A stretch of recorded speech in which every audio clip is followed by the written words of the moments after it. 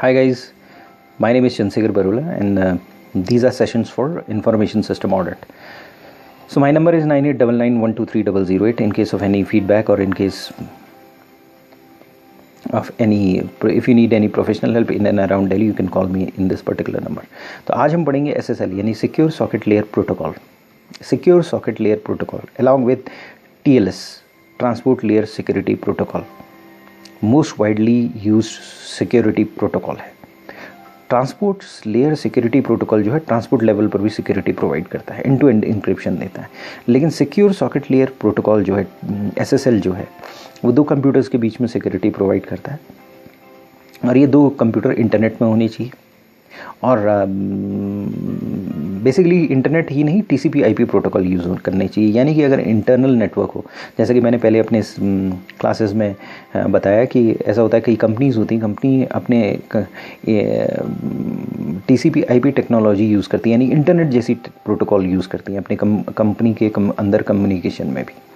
तो अगर internal communication है किसी कंपनी के अंदर या इंटरनल नेटवर्क है या लैन है, लोकल एरिया नेटवर्क है, वहाँ पर TCP/IP प्रोटोकॉल यूज़ हो रहा है या कोई बाहर आप कम्युनिकेट करें, इंटरनेट में कम्युनिकेट करें, तो SSL प्रोटोकॉल आप यूज़ करेंगे, सिक्योर सॉकेट लेयर प्रोटोकॉल.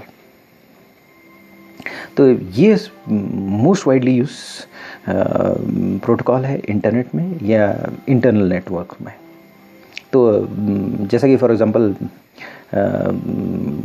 आपने देखा होगा कि जब आप इंटरनेट में कम्युनिकेट करते हैं तो बहुत सी साइट्स विजिट करते हैं, जैसे google.com करेंगे, यूट्यूब कर सकते हैं या HDFC बैंक कर सकते हैं या कोई पर्टिकुलर बैंक और बैंक कर सकते हैं या जीमेल कर सकते हैं.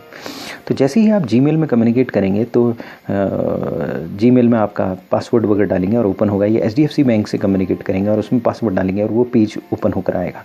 तो उसमें आप एड्रेस बॉक्स में जहाँ पर आपने पहले HDFC बैंक टाइप किया होगा तो वहाँ पर आप देखेंगे तो HTTP की जगह जनरली HTTP लिखा हुआ आएगा, यानी हाइपरटेक्स्ट ट्रांसफ़र प्रोटोकॉल. एड्रेस जो स्टार्ट होगा http://www.google.com या इस तरीके से स्टार्ट होगा. लेकिन जब वापस वो आएगा HDFC बैंक से या आपका SBI बैंक से या कोई भी बैंक से या जीमेल से वापस आएगा तो वहाँ पर लिखा हुआ होगा HTTPS और उसका कलर ग्रीन हो जाएगा और उसके बगल में एक ताला सा बना होगा, पेडलॉक जिसे बोलते हैं, और कई बार क्या होगा कंपनी का नाम भी लिखा होगा.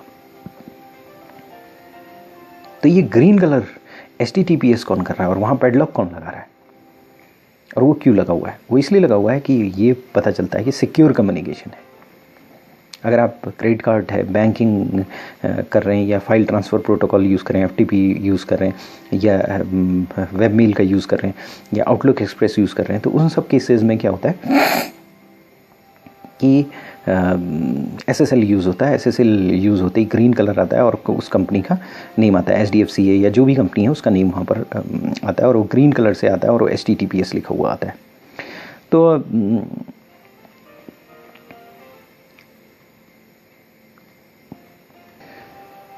सिक्योर सॉकेट लेयर प्रोटोकॉल हमें एक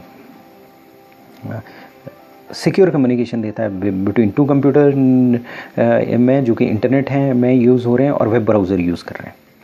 और इसके लिए यूज़र को कुछ नहीं करना पड़ता है, इसीलिए बहुत ज़्यादा पॉपुलर है. यूज़र के पास सीधे सीधे HTTPS लिखा हुआ आएगा. तो बाय डिफ़ॉल्ट ये पोर्ट 443 यूज़ करता है. जो HTTP है वो पोर्ट 80 यूज़ करता है बाय डिफ़ॉल्ट. हमने पोर्ट्स के बारे में पहले पढ़ा है कि अलग अलग पोर्ट्स होते हैं, अलग अलग चीज़ों के लिए यूज़ होते हैं. तो HTTPS कम्युनिकेशन 443 पोर्ट यूज़ करेगा, बाय डिफ़ॉल्ट यूज़ करेगा. और HTTP इनसिक्योर है, ईव्सड्रॉपिंग हो सकती है, अटैक हो सकते हैं उसमें. इसलिए जो क्रिटिकल इन्फॉर्मेशन है, क्रेडिट कार्ड्स की है, अकाउंट लॉगिन्स की है, ये अगर ट्रांसमिट करनी है, ये सारी चीज़ करनी है तो HTTPS का यूज़ करना पड़ेगा. क्योंकि अगर इंटरनेट में आपने अगर आपको कोई आपकी इन्फॉर्मेशन मिल गई, पासवर्ड वगैरह ये सारी डिटेल मिल गई तो फिर प्रॉब्लम क्रिएट हो सकती है. तो क्रेडिट कार्ड से लॉगिन से हैं, आउटलुक है या ईमेल्स है या FTP है या और बहुत सारे डेटाबेस शेयरिंग एप्लीकेशंस हैं, उसमें HTTPS का यूज़ होता है. तो ये क्या करता है कि extended validation EV SSL certificates का यूज़ करता है जो कि वेरीफाई करता है. जैसे फॉर एग्जांपल अब ये काम कैसे करता है, काम करने के लिए सबसे पहले हम चलते हैं HDFC बैंक और उससे भी पहले चलते हैं कि जैसे हमने पहले सेशंस में पढ़ा एसिमेट्रिक की इनक्रिप्शन कैसे काम करता है। एसिमेट्रिक की इनक्रिप्शन में शॉर्ट में फिर से बता देता हूँ। मैंने फिर से पहले बताया था कि उसमें दो टाइप की होती हैं, प्राइवेट की, पब्लिक की, दोनों एक दूसरे से लिंक होती हैं। और प्राइवेट की दोनों के बीच में एक लॉगरिथम होता है, मैथमेटिकल लॉगरिथम होता है। प्राइवेट की व्यक्ति के पास रहती है, वो किसी से शेयर नहीं की जा सकती, वो गुप्त रहती है। पब्लिक की जो है वो थर्ड पार्टी के पास रहती है, जो वेरीफाई करता है कि ये सर्टिफाइंग अथॉरिटी के पास रहती है, वो वेरीफाई करता है कि ये प्राइवेट की, ये पब्लिक की इस पर्टिकुलर बंदे की है। यानी कि एचडीएफसी की प्राइवेट की एचडीएफसी के पास रहेगी और उसकी पब्लिक की एक थर्ड पार्टी के पास, सर्टिफाइंग अथॉरिटी के पास रहेगी, जो उसको सबको दिखा रहा होगा कि हाँ ये इस बंदे की पब्लिक की है, दुनिया जहान जानती है कि ये इसकी पब्लिक की है। और दोनों की आपस में लिंक्ड रहेंगी, मैथमेटिकली लिंक्ड रहती है, लॉगरिथम कहते हैं जिसे। और जो चीज़ प्राइवेट की से आप ओपन कर सकते हो, इनक्रिप्ट कर सकते हो, अगर मान लीजिए उस प्राइवेट की से कोई चीज़ इनक्रिप्ट की, वो पब्लिक की से ओपन होगी। और पब्लिक की से इनक्रिप्ट करोगे तो प्राइवेट की से ओपन होगी। यानी कि एक की से इनक्रिप्ट करोगे तो दूसरी की से डिक्रिप्ट होगी। ऐसा नहीं होगा कि सेम की से इनक्रिप्ट करोगे तो सेम की से डिक्रिप्ट हो जाएगी। यानी पब्लिक की अगर से इनक्रिप्ट किया है तो पब्लिक की से डिक्रिप्ट नहीं हो सकती, फिर प्राइवेट की ही चाहिए डिक्रिप्ट करने के लिए। तो जैसे ही एचडीएफसी बैंक पहला कम्युनिकेशन हमसे मेरे कंप्यूटर से स्टार्ट करेगा तो सिक्योर सॉकेट लेयर प्रोटोकॉल बीच में आ जाएगा। तो वो क्या करेगा, वो ये करेगा कि सबसे पहले उस साइट को वेरीफाई करेगा। यानी कि साइट को कैसे वेरीफाई करेगा, अगर साइट कोई इन्फॉर्मेशन भेज रही है तो वो इनक्रिप्टेड इन्फॉर्मेशन भेजेगी, अपनी प्राइवेट की चला के भेजेगी। अगर वो अपनी प्राइवेट की चला के कोई इन्फॉर्मेशन हमारे पास भेज रही है तो मैं वेरीफाई कर सकता हूँ ये एचडीएफसी बैंक से आया है, क्योंकि उसकी पब्लिक की दुनिया में अवेलेबल है, उसकी पब्लिक की मैं उसमें चला सकता हूँ और ये देख सकता हूँ हाँ अगर वो डिक्रिप्ट हो गया तो इसका मतलब ये है कि इसी से आया। दुनिया में अगर वो डिक्रिप्ट हो गया तो इसका मतलब 100% वो उसकी प्राइवेट की से ही इनक्रिप्ट हुआ है।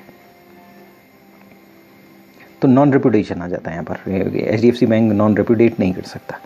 तो ये सब काम सेकंडों में होते हैं और ये सब काम जो है एसएसएल के थ्रू होते हैं, सिक्योर सॉकेट लेयर के थ्रू होते हैं। तो उसमें क्या होता है कि जैसे ही एचडीएफसी बैंक कम्युनिकेट करता है तो एक हैंडशेक क्रिएट हो जाता है। यानी मैं उससे हाथ मिलाता हूँ, मेरा कंप्यूटर उसके कंप्यूटर से हाथ मिलाता है और वो सबसे पहले टेस्टिंग करता है कि उसके इन्फॉर्मेशन डिक्रिप्ट हो रही है कि नहीं हो रही है उसकी पब्लिक की से। जैसे अगर उससे डिक्रिप्ट हो जाती है इसका मतलब वो साइट एचडीएफसी बैंक है। अब मुझे पता चल गया है एचडीएफसी बैंक है।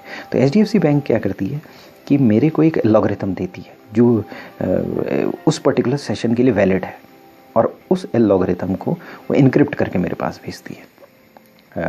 उसी तरीके से एसिमेट्रिक की का यूज़ करके वो उस सेशन के लिए मेरे पास भेजती है और उस पूरे सेशन में वो उस लॉगरिथम का यूज़ करेगी।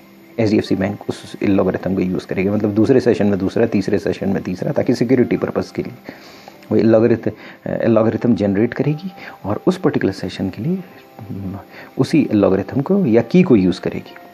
तो अब की क्या हो सकती है, जैसे कि मैंने पहले बोला वो लॉजिकल की होती है। यानी कि वो ये कह देगी जी मैं अगर तुमसे पासवर्ड मांग रही हूँ और तुम्हारा पासवर्ड 1 2 3 4 5 6 7 8 है तो हर 1 में 5 जोड़ देना और 3 माइनस कर देना और 2 से डिवाइड कर देना, या 1 में 5 जोड़ देना 3 से माइनस कर देना। वैसे लॉगरिथम बहुत कॉम्प्लेक्स होता है, इतना वो नहीं होता है, लेकिन फिर भी ये जनरेट करके आप मुझे भेज देना जो भी पासवर्ड है, मैं उसको उल्टा ऑपरेशन करके उसे डिक्रिप्ट कर दूँगी। वैसे लॉगरिथम और भी कॉम्प्लेक्स होता है। तो एक एग्जांपल देने के लिए वो लॉजिकल की मुझे दे देगी। अब मुझे मेरे सिस्टम को पता है कि ऐसा करना है। अब क्या होता है कि मेरे सिस्टम में जो एचडीएफसी का पेज खुल गया और ये कम्युनिकेशन स्टार्ट हो गया। अब मान लीजिए सपोज मैं इन्फॉर्मेशन एचडीएफसी बैंक को भेजना चाहता हूँ, तो मैं क्या करूँगा इन्फॉर्मेशन भेजूँगा तो उसकी पब्लिक की उठाऊँगा और उसकी पब्लिक की से इनक्रिप्ट कर दूँगा और वो इन्फॉर्मेशन उसके पास पहुँच जाएगी।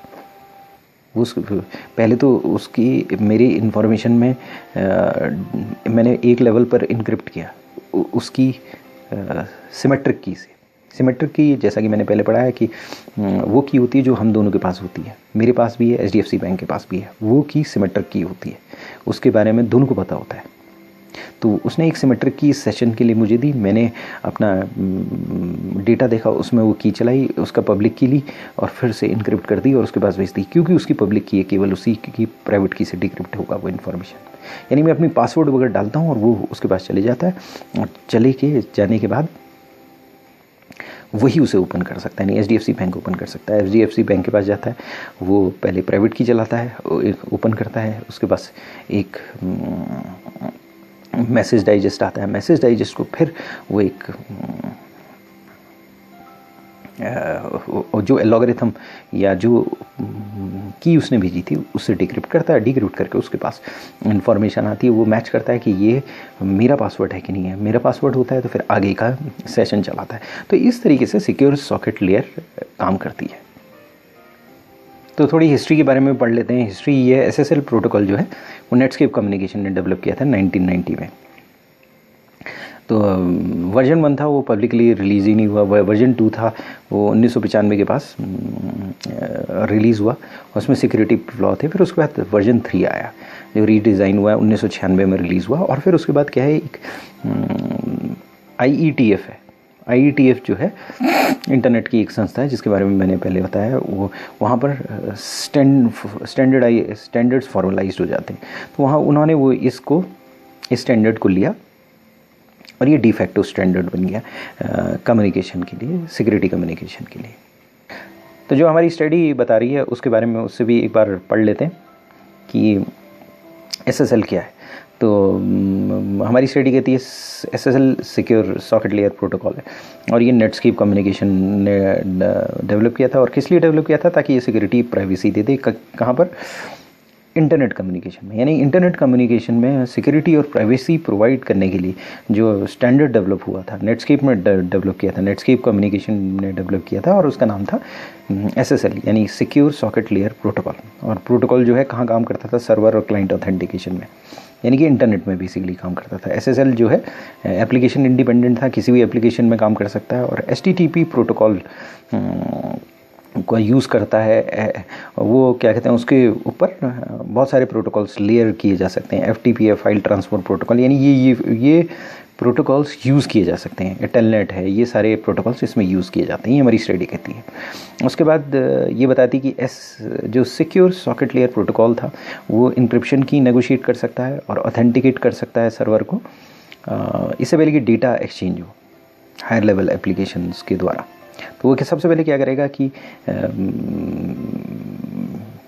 इंक्रिप्शन की नेगोशिएट करेगा। जैसे मैंने अभी थोड़ी देर पहले बताया कि हमारी स्टडी में थोड़ा डिफिकल्ट वे में, बहुत शॉर्ट वे में दिया हुआ है कि इंक्रिप्शन की नेगोशिएट करेगा। यानी इंक्रिप्शन की नेगोशिएट करेगा यानी पब्लिक की प्राइवेट की करके सबसे पहले हैंडशेक होगा और आइडेंटिफाई किया जाएगा कि हाँ ये HDFC बैंक है। और उसके बाद क्या है, वो हमारे से एक सिमेट्रिक की शेयर होगी। हम दोनों मेरे ब्राउज़र में और उस सेशन के लिए वहाँ पर एक एलॉगरिथम जो उन्होंने उसी समय जनरेट किया वो यूज़ होगा। बहुत ही कॉम्प्लेक्स एलॉगरिथम होगा और एक लॉजिकल की, इंक्रिप्शन की जिसे कहें, वो शेयर होगी और वो उस सेशन में यूज़ की जाएगी और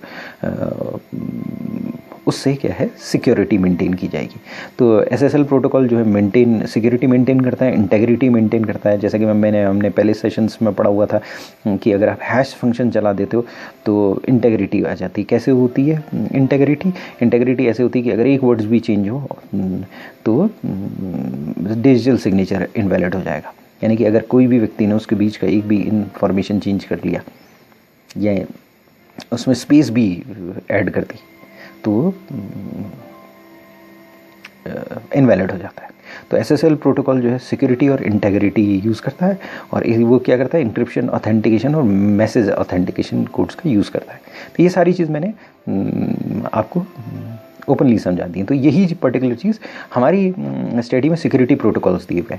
तो SSL और सबसे पहला प्रोटोकॉल्स है, 6 प्रोटोकॉल्स दिए गए। SMIME दिए हुए, MIME के बारे में हम पहले ही पढ़ चुके हैं। उसके बाद IPsec दिया हुआ है, SSH दिया है, फिर Kerberos दिया हुआ है। यानी secure cell protocol, Kerberos, IPsec और मल्टीपर्पज़ इंटरनेट मेल एक्सटेंशंस दिए हुए। तो इसके बाद हम पढ़ते हैं SMIME यानी secure multipurpose internet mail extension. MIME के बारे में हम पहले ही पढ़ चुके हैं तो उसके बारे में मैं नहीं बताऊंगा कि मल्टीमीडिया इंटरनेट मेल एक्सटेंशन क्या होता है, ये इसकी पूरी हिस्ट्री भी हम पढ़ चुके हैं कि पहले क्या होता था कि जो मेल होता था उसमें केवल आस्काई जो नॉर्मल लैंग्वेज करेक्टर्स यूज़ होते थे, जैसे ABCDEFG ही की मेल की जा सकती थी। और वो ऐसा होता था कि अगर जापानीज़ ने जापान में कोई मेल कर रहा है और अगर वो USA में आ गया तो उसे प्रॉब्लम हो जाती थी। तो धीरे धीरे क्या हुआ कि MIME का यूज़ होने लगा। MIME जो होता था कि अक्रॉस लैंग्वेज, अक्रॉस क्या कहते हैं प्लेटफॉर्म, अक्रॉस आपका गेटवेज कम्युनिकेशन करने के लिए एक मल्टीपर्पज़ इंटरनेट मेल एक्सटेंशन बनाया गया। ये प्रोटोकॉल्स हैं, ये सारे प्रोटोकॉल्स, जैसे मैंने बताया कि पहले बताया था कि इंटरनेट जो है वो थर्ड वर्ल्ड वॉर में भी कम्युनिकेट कर सके, इस सोच के साथ डार्पा ने बनाया था। तो डार्पा यानी defence advance research project agency, जो अमेरिका की मोस्ट प्रीमियर रिसर्च एजेंसी है, मिलिट्री रिसर्च एजेंसी है डार्पा। तो उसने ARPANET क्रिएट किया। ARPANET में बहुत सारे प्रोटोकॉल्स थे। प्रोटोकॉल्स इसलिए थे कि ताकि कम्युनिकेशन कभी भी बंद ना हो, तो एटॉमिक बॉम्ब गिरने पर भी बंद ना हो, और यही उनका कम्युनिकेशन था। तो इसलिए बहुत सारे प्रोटोकॉल्स हैं, और प्रोटोकॉल ये करते हैं, ये सिचुएशन करते हैं कि रिलायबल, इफेक्टिव, ईजी कम्युनिकेशन हो। इसी वजह से इंटरनेट इतना रोबस्ट हो सका, दुनिया में फैल सका। तो SMIME जो है secure multipurpose internet mail extension है, और इसमें क्या होता है कि ये भी वो उसी तरीके से काम करता है जैसे SSL काम करता है नॉर्मल पेजेस के लिए, मेल्स के लिए ये काम करता है। तो मेल्स में क्या होता है, एक हेडर होता है, एक बॉडी होती है। तो पहले हम पढ़ लेते हैं स्टडी क्या कहती है, उसके बाद क्योंकि थोड़ा सा और एलाबोरेट कर देंगे। तो स्टडी ये कहती है कि MIME जो फॉर्मेट है जनरली, जो हमने जैसे पढ़ा था कि वो enhance text, graphics, audio MIME compliant mail system के द्वारा कम्युनिकेट करती है। तो MIME जो है स्टैंडर्ड फॉर्मेट है एक्सटेंडेड इंटरनेट इलेक्ट्रॉनिक मेल के कम्युनिकेशन के लिए। इंटरनेट ईमेल मैसेज 2 पार्ट होते हैं, हेडर होता है, बॉडी होती है। हेडर जो है इसमें फील्ड या वैल्यू का कलेक्शन होता है, और ये इंफॉर्मेशन प्रोवाइड करता है जो एसेंशियल है मैसेज के ट्रांसमिशन के लिए। तो बॉडी जो है अनस्ट्रक्चर्ड होती है जनरली MIME फॉर्मेट में। तो MIME ये डिफाइन करता है कि जनरली मेल की बॉडी जो है अनस्ट्रक्चर होती है, तो MIME जो है उसे स्ट्रक्चर्ड करता है। तो लेकिन MIME अपनी तरफ से कोई सिक्योरिटी प्रोवाइड नहीं करता है, और इसके लिए हमें यूज़ करना पड़ता है SMIME का। तो SMIME जो है उसी तरीके से काम करता है जैसे SSL काम करता है। तो वो डिजिटल सिग्नेचर्स का यूज़ करता है, इंक्रिप्शन का यूज़ करता है, डिजिटल सिग्नेचर की प्राइवेट की और पब्लिक की होती है। अगर कोई इन्फॉर्मेशन भेजता है, अगर मान लीजिए सपोज जीमेल इन्फॉर्मेशन भेज रहा है, तो वो अपनी प्राइवेट की से इंक्रिप्ट करके भेजेगा। उस सेशन के लिए एक हमें की दे देगा, इंक्रिप्शन की दे देगा। फिर उसके बाद क्या हुआ, हम गूगल की या जीमेल की पब्लिक की यूज़ करके इन्फॉर्मेशन डिक्रिप्ट करके, सबसे पहले हम उसे जो इंक्रिप्शन की भेजी है उसे इंक्रिप्ट करेंगे, और फिर उसकी जो पब्लिक की है उससे इंक्रिप्ट करके उसे वापस भेजेंगे। इस तरीके से ये SMIME काम करता है।